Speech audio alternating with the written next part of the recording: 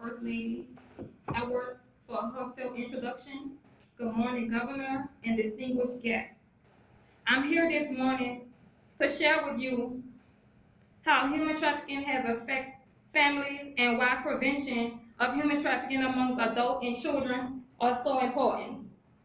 On August 2nd, I was personally affected by human sex trafficking. My oldest daughter, at the tender age of 13, became a victim of this heinous crime.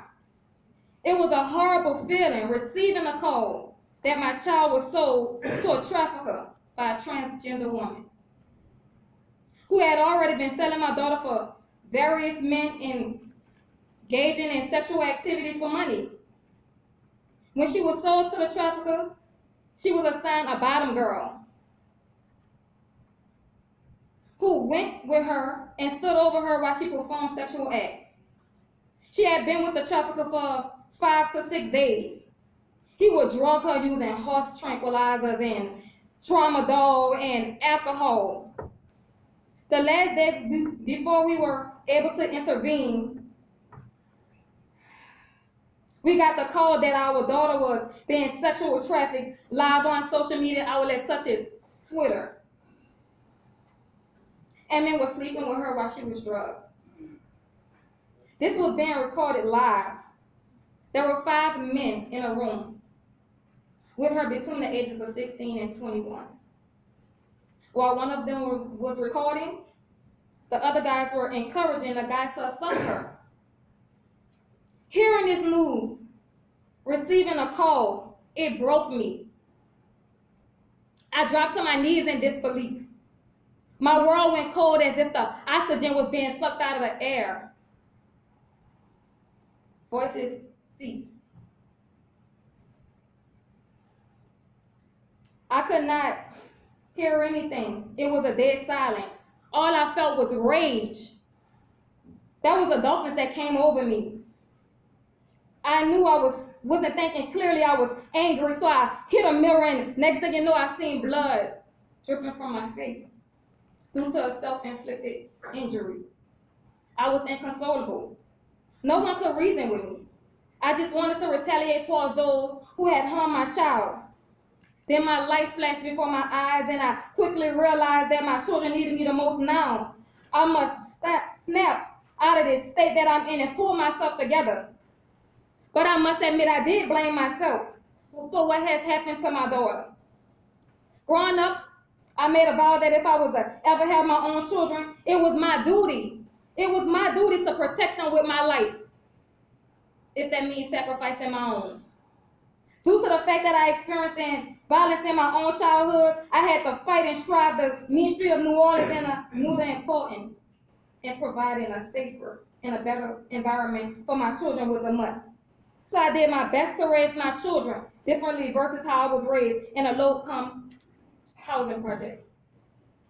And I said just that. My husband and I provided my children with a safe, nurturing house that they can now call home. However, my daughter became a victim of sex trafficking. I realized that there were forces beyond my control. Even with a loving 2-parent home, my daughter became a victim. Now, I want to advocate on behalf of other children, not just because my daughter was a victim, but because I now realize that this could happen to anyone. However, I'm a firm believer that this crime could have been prevented. Looking back, I knew that my daughter had some behavioral health issues. For the past 3 years, I fought fiercely to get her the assistance that she needed in addressing her mental health, but I was met with many systematic obstacles. As a result of not being able to get the help my daughter needed, things got worse.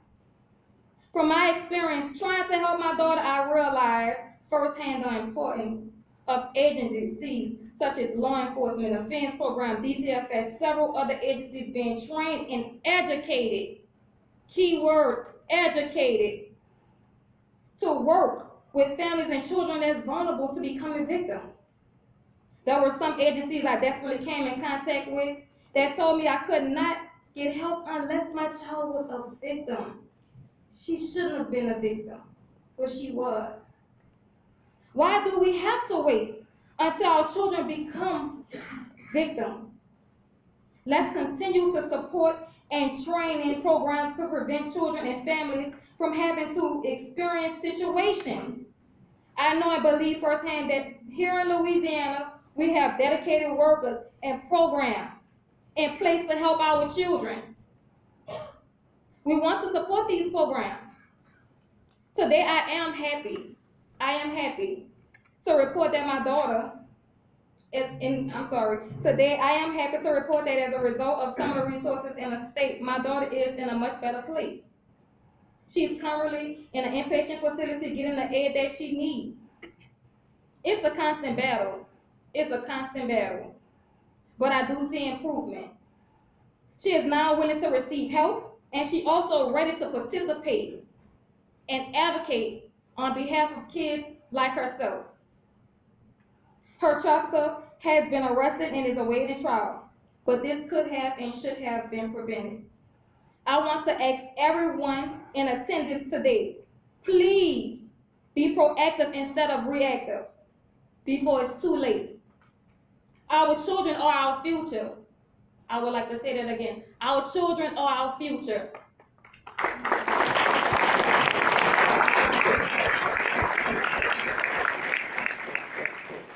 I would like to thank you for listening to me today and ask that you keep my family and our daughters' thoughts in your prayers, as well as other children and families in this state. I want to thank the Governor, John Bell Edwards, and First Lady Edwards for your leadership and support on the steps that you're taking towards prevention and awareness for sex trafficking. And lastly, I want to thank Dr. Hunter for inviting me and giving me this platform to speak at this event. Thank you so much.